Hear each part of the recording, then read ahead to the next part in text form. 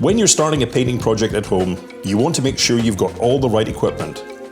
The basics that I always have ready are a drop cloth, the right paintbrush for the job, a roller sleeve, a nifty paint roller and brush cleaning tool, a roller tray, a Resene paint pot, a tool for opening paint cans, sandpaper, filler, masking tape, and safety gear, of course. I highly recommend getting everything you need before you start. The last thing you want to do is keep going back to the shop because you've forgotten something. Believe me, I've been there.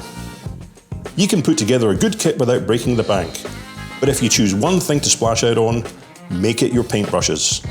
They'll last longer and you'll always get a better finish.